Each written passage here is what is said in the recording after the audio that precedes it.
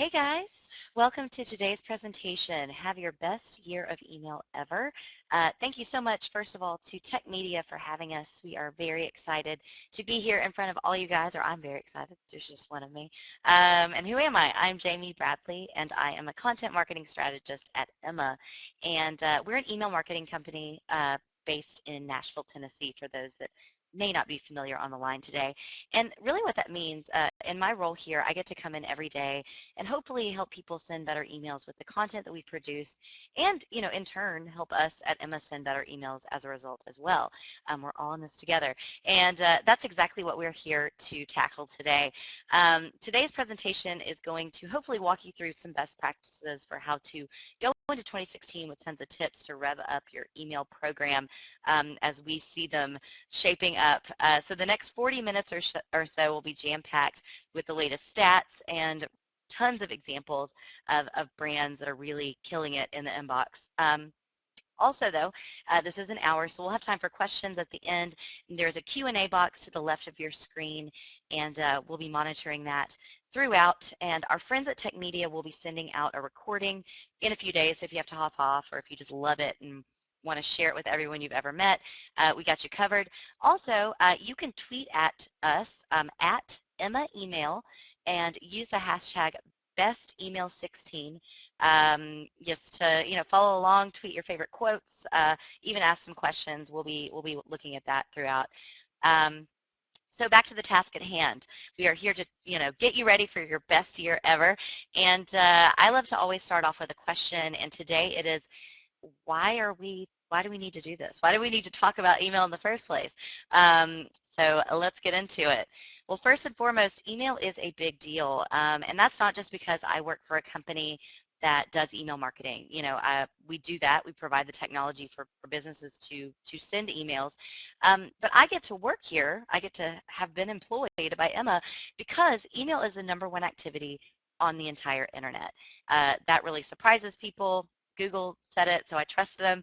The #2 activity is actually using a search engine, which blows a lot of people's minds. But to put it another way, that is around 2.4 billion people that are accessing email in the world. So we are spending a ton of time in this space. The average office worker checks their email 30 times an hour, which seems insane, but also pretty logical when you think about it. So why is that? Well, it's because we're getting a lot of email. People receive around 125 emails every single day. And for some of you, myself included, sometimes I'm like, I think I get 125 per hour before lunch. So needless to say, inboxes are pretty crowded. Luckily, though, if you have your voice heard in this space, there is a ton of winning to be had, and that's what we're going to talk about. Because almost 70% of U.S. internet users report that email is their preferred method of communicating with businesses. And as a result, that's probably why email gets results. In fact, email's return on investment, so the ROI of email marketing, is more than double that of every other digital channel. And specifically, when we talk about social media, to put it in context, emails convert 3 times higher, but it's not just the frequency with which they convert. The value of those impressions that you're making in this space is actually greater by the around 17% lift there. So to put it another way, the actual ROI of email, according to the Direct Marketing Association, is around 4,300%. And I love seeing that stat because it looks insane. But really what that means is for every dollar that you spend, you're getting around $40, $43, $44 back on that investment. So for $1, you're getting in the $40 range. And that's only trending up and has been, in that area. And as a marketer, the case for why email is a big deal should start to become more clear as you assess where you should be spending your energy, your time, and most importantly, your budget. A solid email marketing program, it's really the hub and the wheel of all your other efforts, or kind of the spokes that make up this little wheel that we're rolling down the road here. But I love to point out too, email cannot live in a vacuum. It can do some really powerful things for your business and for your brand when you allow it to really sit at the center of your efforts, and we're going to focus on that today. And really, it's because email helps you get the right message to the right people at the right time. That's why it wins as a channel. And we see this here at Emma with our customers all day long with our own efforts. all day long. And that's not just because we are, again, an email marketing company. It'd be very convenient. It's again, I get to work here because this is true. We approach email as the center of a really strong overall marketing strategy. And so what does that look like? So email in and of itself, as I like to say all the time, is not magic. Simply being present in that inbox that's you have to be here. That's no longer enough, though. To really win with email, you have to be strategic about how you're using it, how you're communicating with different segments of your audience. And that really starts before you ever even show up in my inbox. And it looks something like this. So what you're looking at here, I'm on a website. We've all seen this little form pops up. It's called a Lightbox form. That's sort of the industry term, or a pop-up form. And the reason that you're seeing these everywhere, it's not because it's trendy. It's trendy because these types of forms of gathering email addresses convert way better than that traditional sort of static embedded email form that you probably all have on your websites. That is not to say abandoning that static form. You should use forms like this in conjunction with the form that is embedded on your website. But, again, we're talking about 2016. If you're already doing this, great. If you're not, leave today and think about how you can get one of these on your website, because these forms on average see a 46% uptick in new signups when they're implemented. When we implemented a Lightbox on our website, our email signups, and I should be embarrassed by this, went up 300%. So clearly that form was not in the best spot on our own website, and we are better for it. So what now? So you got my email address, you got this cool form. I like to unofficially call this next section of the webinar the table stakes section, the stuff you have to be doing. If you're not already doing it, you're behind, basically. So I cannot stress that enough. And, what are these things? I'm on your list. What happens next? How do you treat me? Well, first and foremost, you have to say hello. Email is a relationship. It is a relationship building tool. It is the closest thing you can get to as a marketer to having a one-to-one communication with someone in your audience. And you wouldn't meet me and not shake my hand and say hello, right? So if you leave with anything today, if you are not sending an automated welcome email when someone signs up for your list, you're behind, and it should be top of the list. But why is that? It's not just that it feels good. It's because it's important because 74.4% of people expect to receive a welcome email when they subscribe. Again, this is a relationship. These are my expectations. You got to say hi, shake my hand. Welcome notes, though, it's not about keeping up with the Joneses. Welcome notes can actually increase long-term brand engagement by as much as 33%. So how much I care about your brand actually increases, and that comes to us from chiefmarketer.com. The cool thing, though, is that's a very basic function of what you would call marketing automation. Now you can automate the process of kind of this extended hello. And the best part about it is that you don't have to ask for too much information up front now that we have this technology. So if you are already doing a welcome note, yay, good for you. Next step, to up the ante, let's think about a welcome series. Because if you aren't doing this, you really could be leaving some money on the table and really missing the boat. The cool thing about a welcome series is that you can deliver snippets of value, and you can get to know me better as a subscriber. And for retailers specifically that say they send a welcome series, they actually see a 13% lift in revenue, and that comes from Internet Retailer 500. For B2B brands, though, which we are, using automation in similar ways, also routinely, you see just a lift in engagement over time, and it's very, very nice to have, and we'll talk a little bit more about those later on. Another table stake in sort of this personalized, automated email game that you see all the time but kind of probably don't think is that important is the birthday greeting. A lot of people think, oh, this is cute. I'm not Anthropologie. I don't have this beautiful branding. But potentially you can see some immediate returns, especially if you are in a space where you are selling to consumers. Birthday emails can lift conversion rates by 60% over non-birthday email messages with the same offer, meaning I'm more likely to cash in this 15% off coupon when it's my special day. So that's kind of cool. We've also talked about saying hello. Another type of email that you should have on your radar that contributes directly to maintaining a healthy list, not just growing it, is kind of this idea of this cleanup email. the choices that you make with your audience don't always have to be dictated by key dates attached to your subscribers. You can kind of just look at some data in your own email marketing platform, start to do some cool stuff. So emails like this give your audience an opportunity to basically raise their hand and start to participate in the relationship with you. They also help you as a marketer determine who you need to be focusing the most attention on in the coming months. And you see for your year, they're doing this in the summertime. And the other thing, you're going to lose people when you send out an email like this, but you're going to keep the people that actually are engaged and want to hear from you. And that's important. It's also important, just on the flip side of that, to consider kind of boldly winning back and engaging with people that are inactive. So, people that are inactive, you can give them a pass and say, hey, get out of here, you're not listening. Or you can say, hey, we really miss you, come back to us. According to Salesforce, 63% of marketers surveyed said that re-engagement emails, that's what this is called, are quote unquote very effective. And Return Path found that 45% of recipients who receive emails like this, win-back or re-engagement emails, actually read subsequent messages, meaning I may not actually engage with this, I may not actually buy anything based on this email, but you've bubbled back up in my consciousness, and I'm more likely to remember that I signed up for this list and interact with you. So that's pretty cool. I love this messaging, so we'll sort of round out this section. We talked about adding one of those pop-up forms, when I first hit your page, for instance, to get my email address. But I love this approach.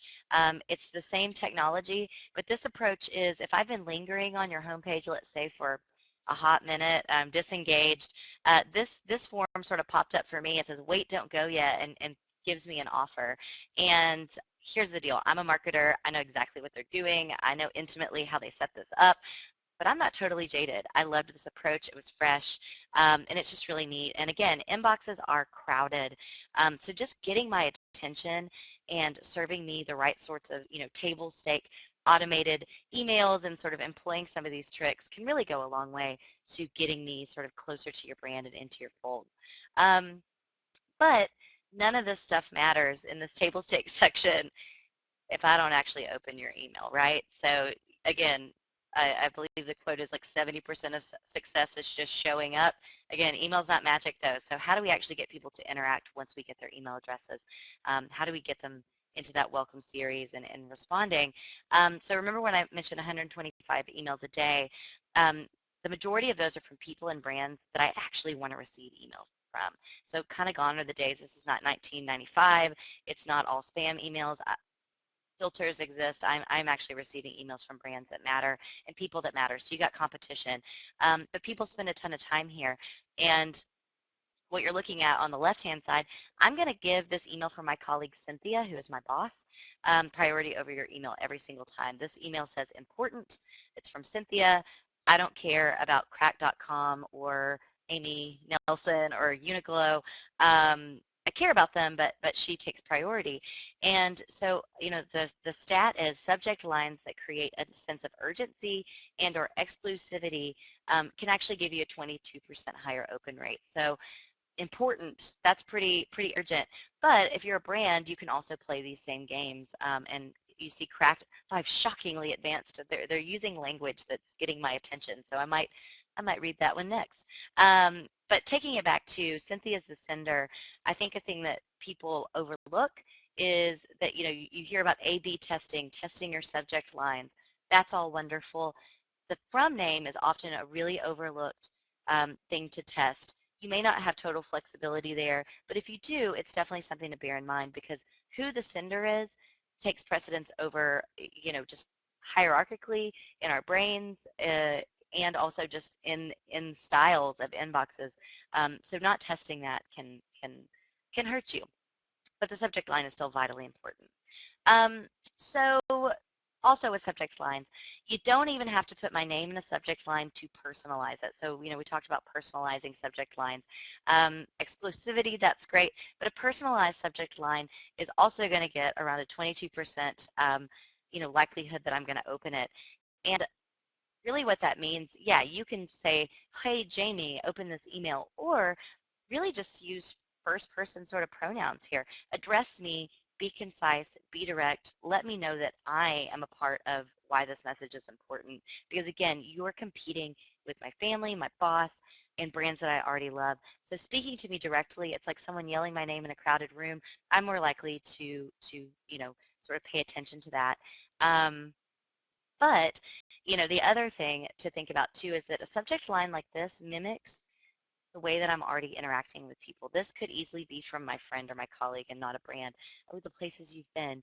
And another tactic of sort of mimicking conversation style is it's becoming more and more important. So for example, do you know what's injected in almost every text conversation that I have? Emoji. Emoji is really hot right now. You're seeing this not just because it's trendy, though it is very trendy, and also obviously I know not everyone can put emoji in their subject line, but I bring this up because what is really important to bear in mind when you are talking about subject lines, again, you're competing with people that already know how to talk to me. They're real people. Emoji also remind us of the types of communication that we're already having every single day on our mobile devices. And for email, that is super important because over half of all email is opened first on a mobile device. You are competing not just in the inbox space, but you're actually competing on limited real estate in my hand.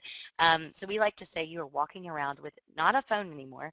It's not a phone. It is a mobile inbox with a phone app. And what that means is that email, more than a lot of other channels, allows me to be in charge, but it's your job as a brand to get my attention and keep it, and it's becoming more and more challenging in the space. And if you can hold my attention, though, crazy conversions are happening as a result on mobile devices with email. Email is powerful and it influences decisions. And even more interestingly, the conversions from mobile aren't just impressive.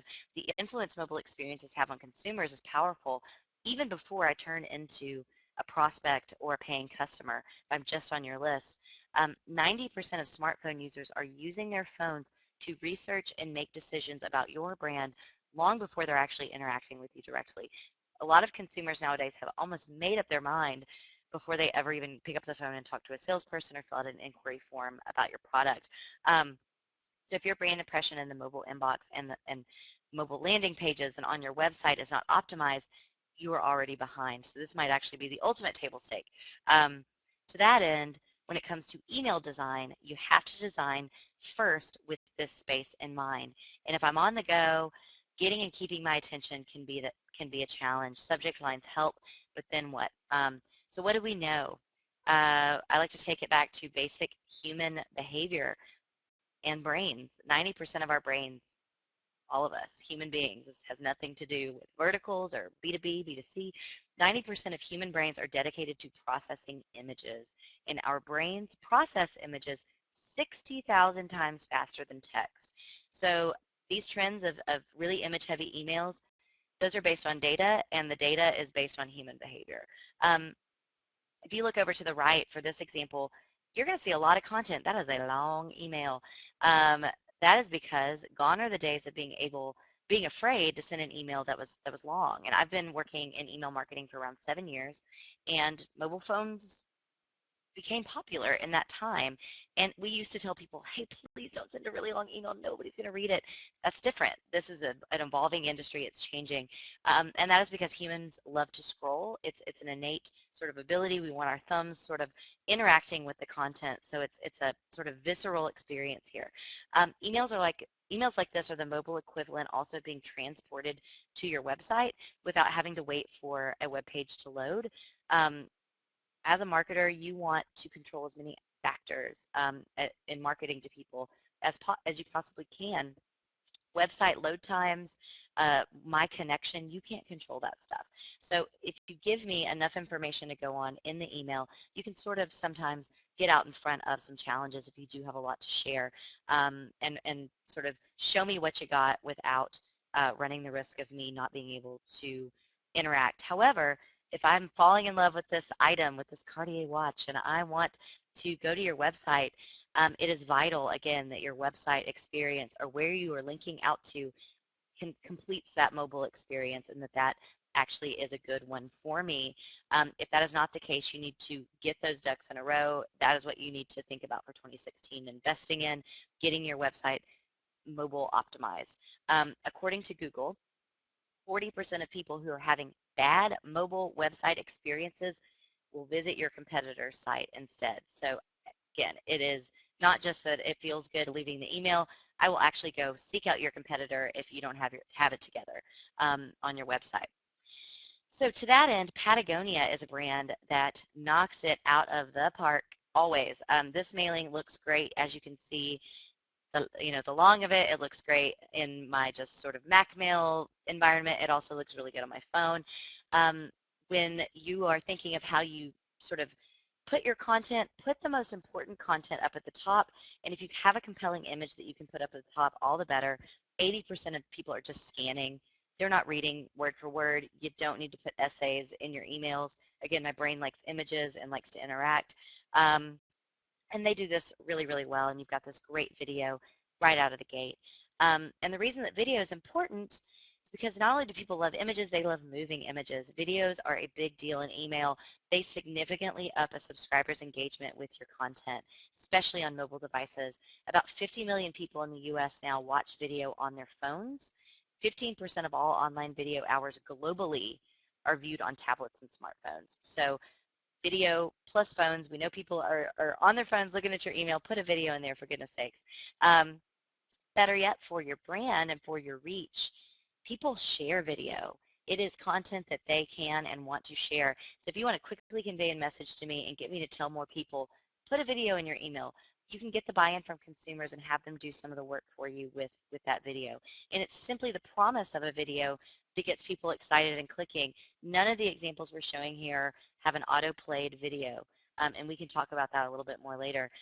So having a little image with a little play button on it, that's all you need to do to convey that there's a video. However, 72% of email marketers polled in the study by Experian who have used animated GIFs have recorded higher transaction to click rates compared with emails that don't have animated GIFs in them. So you're not just seeing animated GIFs now because they're trendy. You're seeing them because they're actually working. They are the best sort of, intermediate content that you can put in the email to convey that there's a video to watch and share without actually putting the video in the email. Also, aside from catching our eye, animated GIFs tend to actually function for the majority of people. For starters, almost all email clients support this form of media. GIFs have always been a format that's been very popular on the internet because they're very stable and the majority of people can see them. And that's compared with about 58% of email clients can support video. And this all comes to us from our friends at Litmus, who are really thought leaders when it comes to the functionality of emails. If you have questions about how and why you can see something sometimes and sometimes you can't, they know. However, let's say the bulk of your subscribers are using Outlook 2007 or 2010, or they're using Windows Mobile 7. Again, this is something that any good ESP like Emma should be able to tell you. When readers view your email through these programs, they'll only see the first frame of a static image. So make sure if you do have an animated GIF and it's got the last frame of that animated GIF is a discount code, make sure that that's the still frame that's going to appear. It's just smart. I love this section. So here's a great example of an animated GIF showing up in a birthday greeting. So it's not just fun and games. You're seeing them on all sorts of content, though. I just love this one because it's really pretty. Also, I like that they call me Kitten. I love this one because it's an invitation to a conference. So the last one was a fun retail example, but B2Bs are using animated GIFs all the time, and this GIF just draws my eye down and makes this really compelling in my inbox and gets my attention. This example, though, the GIF doesn't have to be the main event, as we've already seen. The GIF in this one, if you can see that over down in the left-hand corner, it's just nestled right under the sort of main message, and it's nestled under, most importantly, these social sharing buttons. So remember earlier when I said email doesn't live in a vacuum. Email, while a top performer for drawing people in closer or moving me through a customer life cycle, it doesn't work alone. It cannot do all of the work for you. So I love this tactic. Maria Batali is a customer of ours. Their email marketing person, Pam Louie, is brilliant. She's great. What I love about this is that the GIF draws my eye down and I'm able to experience the mailing, and then right above it, there's a lot of space around those social sharing buttons, and there's this call to action that says follow Mario. And that's important because including links to your social sites is a really quick way to up overall engagement as well. Um, let's be honest, we're not doing this email marketing thing for our health. We're not doing it because it's fun, though I'm a nerd and I find it fun. We're doing it because we actually want conversions and we want engagement. And the ability to let email be the anchor, but to tell your brand story across multiple channels is super powerful. And again, Vitali does this really well. So remember that mobile experience is everything. Your emails are only as powerful as that experience. So bringing social sites into that fold to tell a story across multiple channels is really smart, especially, let's say maybe you don't have all of the control over your site, your website and its site performance. You know what always looks good on a mobile device? Facebook, Twitter, YouTube. You have a lot of options. So if you can make sure that your email content and your social content all sort of tells the same story and matches, you're going to have some sort of things in your back pocket that help you out.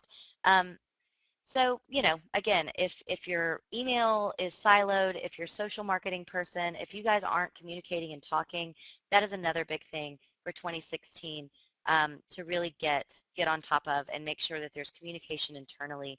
And if it's just you doing it all by yourself, these are some areas that you can focus on and sit yourself down, have a glass of wine, talk about your email and social cohesion there, and you should be in pretty good shape.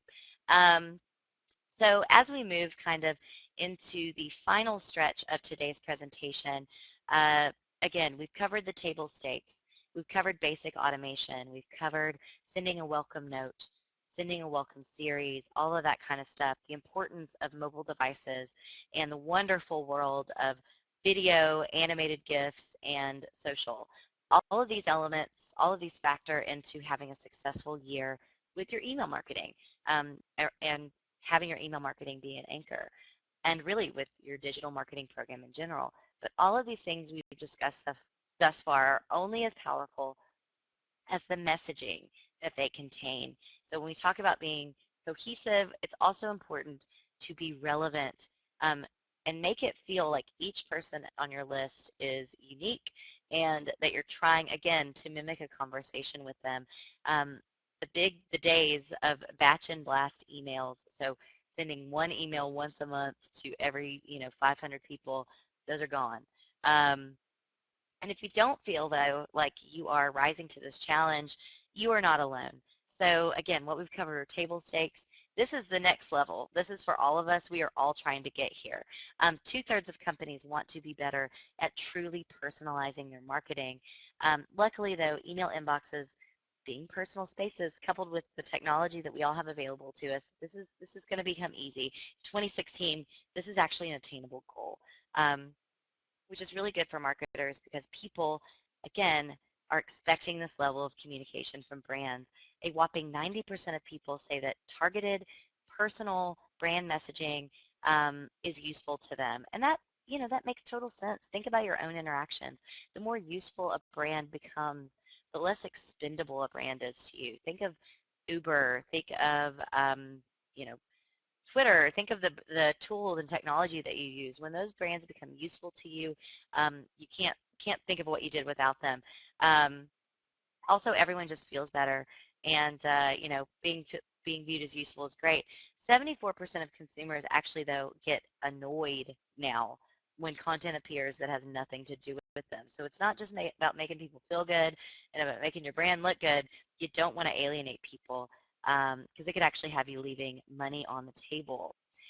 Also, personalized emails specifically deliver 6 times higher transaction rates than sort of these batch and blast sort of business as usual. Hey, here's our update, here's our e-newsletter.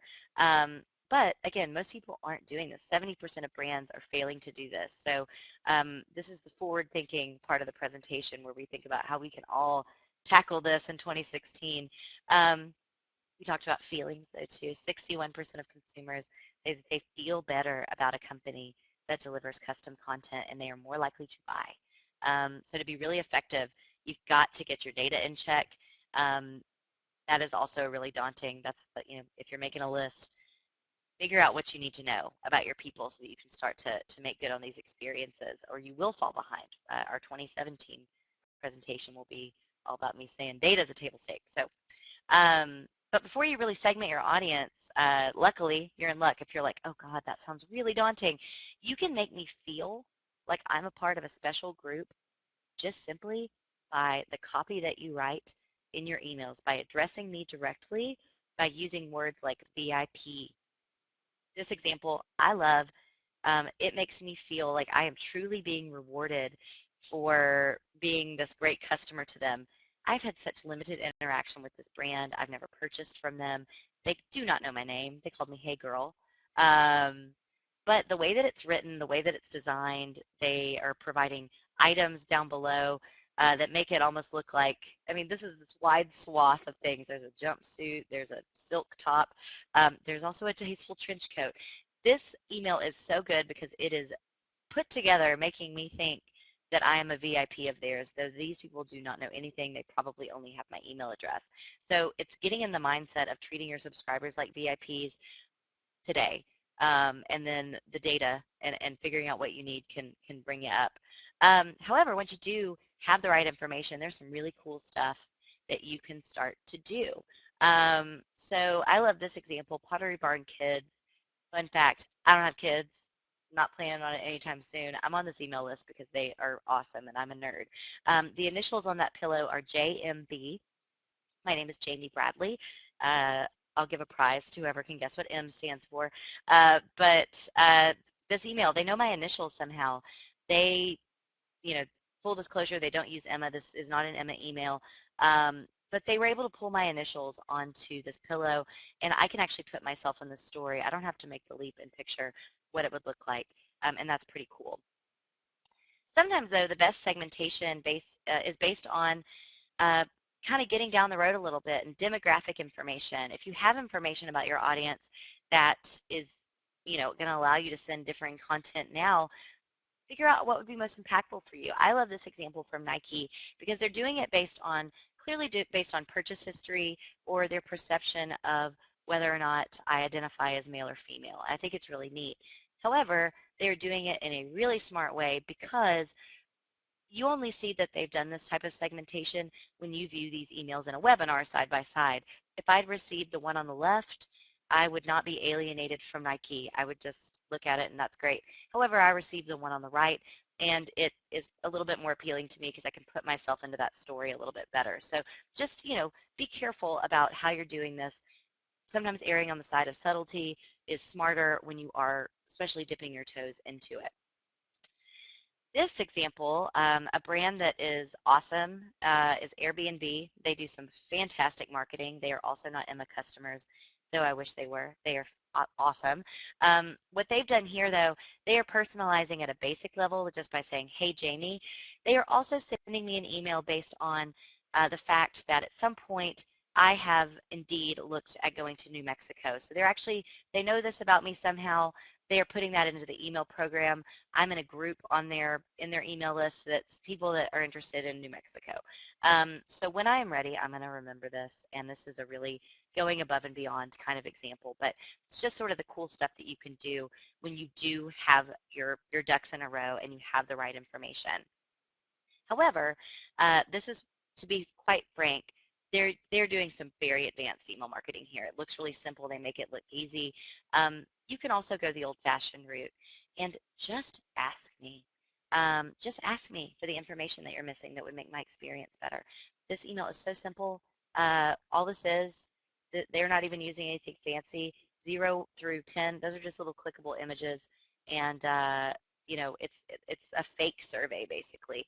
And I also want to point out that Nasty Gal, for those of you that don't know, is actually a really reputable women's retail brand. I'm on their list. I love their email marketing, and they just do some really innovative things, but without context. Thought I'd point that out there. But anyway, what they're doing here is the most important thing. What they're doing is really simple, and for them, let's say, I don't know how they segmented, but maybe let's say anyone that clicked 7, 8, 9, or 10 got put into a special category. They're now considered VIPs, or maybe anyone that engaged with these emails, anyone that clicked any of these buttons, maybe that was all that they were looking for. Maybe this was sort of like sending up a flare to see who's paying attention. And it's just a really, really good example of that. I love to round out this section, though, with a cautionary tale. So what you see highlighted in this email example is the personalization that says, Jamie, experience the world of Yaris ownership. Awesome. That sounds cool. I indeed own a Toyota Yaris. I don't know what that says about me, but they got my name. They got the type of car that I bought from their dealership right. So what did they get wrong? Literally everything else about this mailing. Why did they even bother to personalize it if they're not going to do anything about Yaris's? They're basically with this email, they're telling me, hey, Jamie, you bought a Yaris in 2010. You're poor. You should buy a Camry in 2016 or this SUV or, they're trying to sell me a car. I mean, it's just so funny. And I love it because it's obviously as a nerd, I almost get more excited when I get sort of bad examples because it's sometimes easy to point out the flaws. If they just said, Jamie, we love, thanks for having a Toyota, or just left out the personalization, it would have been way better. It would have been excellent if they'd actually talked about Yaris's in any way. So moving on, to round out today's presentation, I want to briefly walk you through an Emma customer of ours that does a lot of things really well. And I don't know how many are familiar with Dogfish Head Brewery. They make craft brew, craft beers. They're based in Delaware, and they're a really fun brand. And this is what happens when you go to their website. So you go to dogfishhead.com, pop up. First of all, email me, Dogfish. This is great. Your pop-up form doesn't need to be rocket science. I love this because they're asking me for my email. They are putting me in the story just by saying, email me, Dogfish. It sounds really lofty, but such a simplicity sometimes can be exactly what you need. So don't be overwhelmed by what does this language say. This is also a great thing to test. I love it too. You're going to get beer releases, events, and more right to your inbox. Straight to the point. Once I sign up, though, I'm put into a welcome series. They're actually doing this, and I love to hold them up. The email that's actually in the middle here is the second email, or sorry, the third email in their series. But I love to use this as a backdrop to talk about sort of some best practices for the welcome series because this always comes up, and I'm happy to elaborate in the Q&A too. Just to kind of give you, if you haven't done this yet, email one, I need to get it ASAP. It needs to be automated, and it needs to just say thank you. It needs to be a nice little brand impression. That's what they've done. Nothing big. You're not asking for the world. You're not asking them to become a customer. Just say thanks, greet me, maybe show me some personality. Email two, what they've chosen to do and what's really great is that they're just showing me what they do best. They're showing me product. They're showing me about their beer. And the CTA is simple, sweet, to the point. We talked about the long email earlier. This welcome series, they don't need to be long. They do actually need to be pretty simple. Again, I'm at the top of that sales cycle probably. I'm at the forefront of my relationship with you. I don't need a lot. Email 3 or 4, I'm a little bit deeper in. Time has passed. Maybe I'm getting this 2 weeks out from when I signed up for your list. You've sent me more content. Maybe you're tracking my behavior. Maybe you've done some other things for me. Now is a time when you can get a little bit cheekier and ask me for something. My colleague Christopher loves to say email is a fiduciary relationship. Obviously, again, we are not doing this for our health. Email feels good. It can feel great. At the end of the day, it's a tool to grow your business and expand your reach. So take my money is the call to action here, and I absolutely love it. So again, we can talk more about welcome series, and I may even just do that at the end. But to move forward, what they also do really well at Dogfish is they're segmenting. So what you see here are some screenshots from within their Emma audience, and to sort of walk you through what you're seeing here on the left, these are all groups. They have 12 groups, it looks like. They have 12 groups that they have proactively made. So based on data that they already have. They know they need a consumer newsletter. They know they have distributors. They have people that ran in a race called Dogfish Dash. They have people that have stayed at a property. They also have something called the Mug Club, which is actually their sort of like VIP club. People actually pay to be a part of that. All kinds of fun stuff.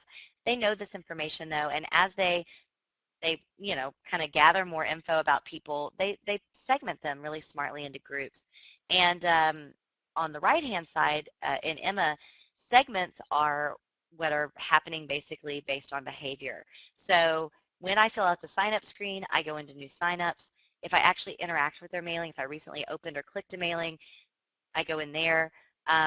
You can get really, really elaborate with how you're segmenting your audience, and I would encourage you to do so. But just sort of walk out like this is. Sometimes it's nice to see an example. This is a brand that we feel is doing it really well, and it's not super complicated, but they are, they can and probably do plan to take this a lot further, and that's exciting. Um, to move on to a fun example, um, they also get the power of video, and their founder is, in a lucky position. He partners with a company and kind of has his own little beer show that's on YouTube. He's also lucky in that he happens to know comedians and chefs and things of that nature. They have a really fun brand. They're lucky, and they worked hard for it. But we know not everyone has that. But what they do have is they understand the hierarchy, really, of how this works. So the subject line of this is, oh, actually, sorry, I'm skipping ahead here. So they send this email out, and the subject line is something to do with, we've got a new beer show is added, and they're really simple about it. And actually, we'll look at a more of a case study here in a second. But just to kind of show you, they sent this email out to a really small group of people. Um, for this particular mailing, they sent it out to 288 people. And the more segmented you get, people ask all the time about, like, what's a good open rate? What's a good click-through rate? Those are great questions. If you're being targeted, seeing a 50% open rate or 49% open rate is more likely to happen. Those numbers are going to get diluted the bigger the audience and broader the audience. So this is like what I like to use as a backdrop to sort of point out that there is no silver bullet. You can also see for this, if you look over to the left, 69 or 61.9% of people opened this on a phone, and lo and behold, they clicked. The vast majority of people that clicked the video. So kind of backs up what we talked about a second ago. I love looking at the anatomy of an email. So the subject line for this particular email is just new beer show debuts now. This actually went out to their entire audience, and we'll look at that. The way that the email is structured really follows what we would, consider best practices for people that are wanting to incorporate video into this, or really just in general. They're putting the most important content at the top. It's multimedia content. That's great. The copy is really clear and concise. I also love too, like, they're bold. You're going to love our new show. Am I? Okay, cool. Like, I love that they're sort of putting that out there and being bold about it. Also, something that I love to point out too is that they're using a button.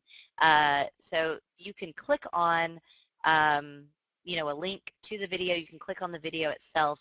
They also are including a button that has an attention-grabbing call to action. So that's pretty cool. So let's look at some numbers here. So when they sent this out, they got over 5,000 unique clicks on that video alone. That is really, really cool. Awesome. How'd the rest of the mailing do this? We just looked at sort of the anatomy of it. Well, it follows what we thought would happen. Hardly anyone's clicking the text link, and honestly, a fraction, but still a sizable amount of people clicked the button. So had they not had that button there, maybe the people who'd scrolled to the bottom wouldn't have interacted with it. So it's good to have sort of that backup of clickable video and the button. Also, you notice because they sent this to a much wider audience, it's about 50-50 desktop, mobile sort of opens and a split there. So what we know, though, is that video and mobile plays really well. They clearly know this is this sort of 50-50 split for them is pretty standard. And the reason I like to point that out is because buttons, so the watch episode 1, if you are not incorporating buttons into your email design, if you just have text links, those are much harder for you to interact with on a mobile device. So 2016 goal, if you're not putting buttons as calls to action in your email as the main call to action, you absolutely should do that. They're easy to set up if you work with your graphic designer or an ESP like Emma. We actually have a button generator, so you don't even have to know how to use Photoshop to do this. It's very easy. So this is great, all wonderful. Most importantly, they link out to YouTube. This content lives there, and that automatically looks amazing on my mobile device. So they create this whole through line, and I'm able to interact with it, and they just close the loop. So all really great stuff, and love to kind of hold them up as an example. And so we will move into the question and answer session. I know you guys have been active. I've been seeing it come in. Oh my goodness, we have a winner, and Angela Bibler guessed my middle name and spelled it correctly. We'll maybe let the rest of you guess too, but Angela will maybe send us your email address. We'll follow up with you. Okay, before I hop into questions, we're taking a sip of water. You guys are great. So let's see here. Let's see what we got. Okie dokie. Okay, good ones. Really good ones here. So one of my favorite ones, this comes from Pat, is what's the most interesting subject line that you've read? And that is a loaded question. That is very big. But I do actually have a brand that I like to hold up because I know we talked a lot about subject lines. If you have more specific questions about them, I'm happy to address those too. But like I said, just to before I answer that question, to kind of take it back to subject lines, I think the two biggest things to think of are, again, what are you competing with? A big thing that I didn't really mention is what space does your brand occupy? Are you a fun retail brand? If so, who are your competitors? What are they sending out? Can you play with emoji? Can you play with, if you're having a sale, it's actually proven that putting numbers in your subject line is very helpful. It helps the reader. You don't want to spell that out. You want to be concise. You want your subject lines. You don't want them to be 2 miles long. Also, one thing I didn't touch on when we talk about mobile devices and subject lines, now because people are viewing on mobile devices and honestly the way a lot of email sort of web-based clients are set up, Gmail included, MacMail, that text that supplements the subject line, it's called pre-header text. It's about 2 to 3 lines of sort of lighter copy. What you're seeing now, and it's performing well, are really short subject lines that maybe are mysterious or witty, and then that pre-header text actually has the value proposition in it. So you might have a subject line that says, open this now. Pre-header text might say, because you're going to get 45% off or something of that nature. That is easy. If you work with an email designer, code that into your emails for you. If you use a company like Emma, we actually make it so that you can type your pre-header text in before you send your email and you don't have to know how to code or anything like that. So pre-header text is a big one, to a big place of real estate in the subject line game that you don't want to leave out. And again, being direct, being personal. If you have an offer, if you don't have an offer, make me feel like you're offering me something of value. So to go to Pat's question, one of the most interesting subject lines that sort of sparked discussion is I'm on this list for this hiking sort of excursion company called Bootprints, and I got an email about a month ago, and the subject line, and I'd never opened an email from them before. Truth be told, I signed up because of a contest or a sweepstakes, and I just didn't opt out of their emails. And they sent an email, and I get an email one day that the subject line is 3 great places for axe murders. And I was like, what on earth is this email about? Like, what could this possibly be about? And to be honest, and I have seen some funny stuff, I was like, that is some email marketing manager that is has sent that out as a joke on accident and they're about to get fired. Like, I really thought that.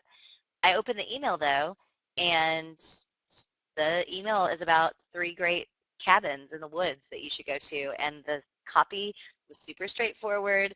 The editorial style is actually pretty mundane and very informative. They got me to open it, and they used beautiful pictures in the email. So then I was like, what's the deal with these dudes? So I searched my inbox. Every email they send has this pithy, awesome subject line. Um, there was one about Cuba, and the subject line said, "These hikes are illegal. Do them anyway." I loved it. Another one about cliff diving. And again, these articles are super straightforward, but the subject line on the cliff diving email was, "Go jump in a hole." And I was like, what? So you obviously may not have the permission to do that. And honestly, if you're, let's say, a children's hospital, maybe that's a little too edgy. But they know their audience, and that's really the most important thing.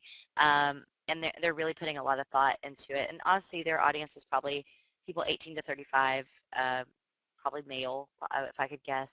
And that stuff really performs well. So it's really about testing, taking risks, and being mindful of what you're doing in that space. But again, if you're not paying attention to subject lines and testing them out, you're losing in that game, because I'm probably not opening your emails. So let me look here. Mohammed, I love this question. Does it scare people sometimes when you send highly personalized emails? Yes, sometimes it can. And I love this question. This is something that we talk about a lot. And I think it's good for me to go back to that Toyota example, which was really just off the mark. It can be scary. It's a tricky thing. Personalizing the email, I think first and foremost, personalization is less about, Jamie, I can see that you're sleeping right now. Yeah, that's terrifying. Please don't do that to me. Personalization is really about content relevancy. And so when we say personalization in your email, it's about making sure that if I am, a woman in her 30s and I have indicated in so many different ways via my interactions with your brand that I, want to learn about orange hats, and you never send me emails about orange hats, um, you're not alienating me, but how delightful and great would it be if you send me emails about orange hats for B2B brands? We see this a lot, and people are always inevitably, I know I'm going to get the question like, you talk a lot about retail. First and foremost, that's because retailers are ahead of the curve. They have to be. It's a very competitive space. Marketing in retail is very flashy. And they know that email gets results. So get on some retail lists if you're not on a bunch of them, and pay attention to what they're doing, because what they're doing can translate to any brand. But when it comes, especially for B2B brands, what we try to do here at Emma is that we try to learn as much as we can um, throughout our relationship with you about how we can serve you better, how we can educate you better, what your needs are. You may never become an Emma customer, but obviously, fun fact, we would love for you to all be Emma customers if that makes sense and if it's a good fit. But we want you to know if we're a good fit for you, and we want you to trust us, and we want you to understand how to be good stewards of the industry that we serve. And so when we talk about personalization, yeah, you can scare people with it. It can be really gimmicky. It can also be really risky. But it's really about making sure that if you find out that I attend every webinar, when we find that out, of course we start trying to find out more about you and start sending you things and inviting you to things that maybe we wouldn't invite someone that just signed up for our email list to yesterday. So personalization is, again, really about paying attention to what your audience's needs are to improve their experience and to honestly up your chances of making the best impression possible. So don't scare people. Raise your hand if you think you are, and somebody will help you. I will help you. Email me. Let's see. All right. Oh my gosh, God, you guys have great questions. Oh, here's a really big one, but I think it allows us to talk about, really for me to reiterate some things I've already said. But Meg says, what's the easiest way to boost your success rate? and that is really broad. Um, Everything we've talked about today is hopefully here to boost your success rate. So I will say that. Um, it's really homing in on where are you in this process? Are you the person that doesn't even have a welcome note yet? Success for you is catching up and focusing on getting all those pieces in place, getting that light box on your website, getting that, making that, optimizing that experience. Um, if you are more advanced and you're like, yeah, Jamie, I know all this stuff, success for you is going to look really different. Success for you is with emails specifically is really going to be in a lot of ways about a lot of things I just was talking about answering Mohammed's question. It's how do you get how do you get closer to the people that are already on your list? I think one thing I mentioned earlier was data. Obviously, to do some very advanced segmentation, you've got to get your data in check. You've got to figure out. So I think success for you, if maybe you've got your email marketing good and you're good, if you're doing well with email marketing and you're seeing great results already, it's how do I get better at that? And I think one of those ways is to really think about what pieces of data could make my email marketing better. Um, and I think also that goes back to sort of sign up forms and things of that nature. Obviously, that pop up, if I'm just casually on your website, ask me for my email address. Don't really ask me for much more.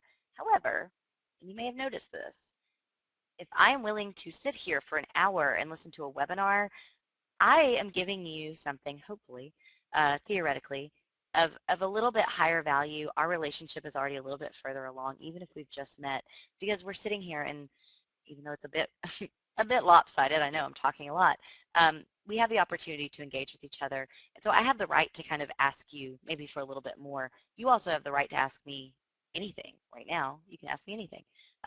Gosh, you're guessing my middle name, for goodness sake. So the more intimate, the more valuable, uh, the better your program's going to get, and the more information that you're really allowed to know about me as a marketer. And so I would say success for 2016 for all of us is identifying where are the gaps, where am I missing, and how can I put a plan together really to take one or two things and start there. If you leave today with one thing that you see that's a big gap in your marketing department, whether it's with email or not, and I'll feel like I've done a good job today. So that is what success looks like for me. All right. Oh my goodness, you guys, so many good questions. Um, some of them, I'm trying to pick questions that are general. Um,